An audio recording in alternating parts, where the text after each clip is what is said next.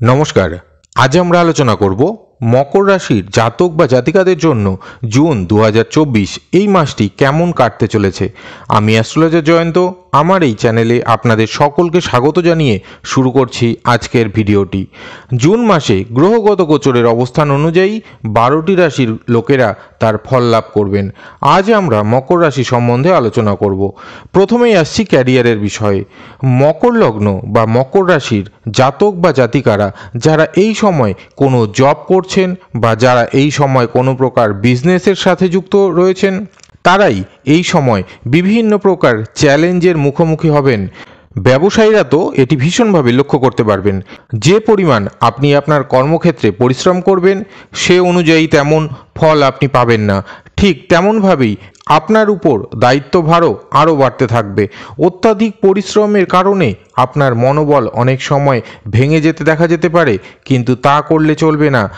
আপনাকে মাথায় রাখতে হবে যে আপনার পরিশ্রমের ফল একটু দেরিতে হলেও তা অবশ্যই আপনি পাবেন। এই সময় মাসের শুরুর দিকটাতে কোনো কাজে বাধা আসতে পারে বা কোনো প্রকার সমস্যায় আপনি পড়তে পারেন, তবে মাসের মাঝামাঝি সময় থেকে আপনার এই সমস্যা কিছুটা কমতে দেখা যাবে এবং পাশাপাশি অর্থপ্রাপ্তির সম্ভাবনাও বাড়বে। যতই প্রতিকূলতা আসুক, আপনি তাকে এই সময় অবশ্যই জয় করে এগিয়ে যেতে পারবেন। পরিবারের লোকেদের সাপোর্ট এই সময় আপনি পাবেন এবং সবচেয়ে ভালো বিষয় যেটি লক্ষ্য করা যাবে তা হলো আপনার মনোবল এই সময় খুব বাড়তে দেখা যাবে। যতই জটিলতা থাক, তবুও রাহু আপনার মনোবলকে কখনো কম হতে দেবে না, বরং আরও বড় বড় আশা, ইচ্ছাশক্তি, এনার্জি লেভেল প্রভৃতি বৃদ্ধি ঘটাবে। এই জুন মাসে 1 থেকে 14 তারিখের মধ্যে আপনাকে কোনো প্রকার ডিসিশন নিতে হলে তা আপনি খুব ধীরস্থিরভাবে চিন্তা করে তবেই নিন। বড়দের কাছেও আপনি পরামর্শ করতে পারেন এই বিষয়ে। কোনো নতুন কিছু ব্যবসা এই সময় আপনি শুরু করতে পারেন, তবে ইনকামের বিষয়ে যতই আপনি চ্যালেঞ্জের মুখোমুখি হন না কেন, আপনার ইনকাম আসা কেউ আটকাতে পারবে না। এই সময় বন্ধুদের দ্বারা কিছু বিশেষ হেল্প আপনি লাভ করতে পারেন।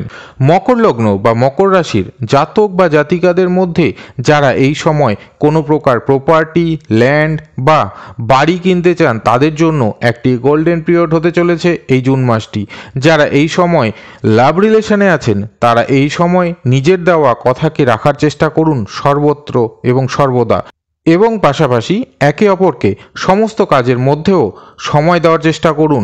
একে অপরকে এই সময় জুন মাসে কেউ মিথ্যা কথা বলবেন না, না হলে এটি আপনাদের মধ্যে অশান্তির প্রধান কারণ হয়ে দাঁড়াবে।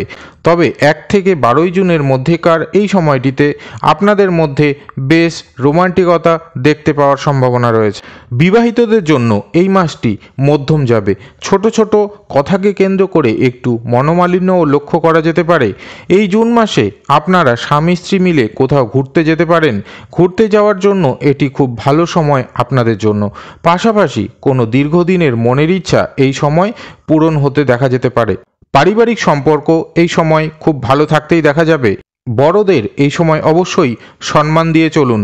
সন্তান ভাগ্য এই সময় খুব ভালো হতে চলেছে। পড়াশোনায় মন বসবে, ভালো রেজাল্টও করবে এবং কিছু ক্ষেত্রে ওভার কনফিডেন্ট থাকতেও দেখা যাবে আপনার সন্তানকে।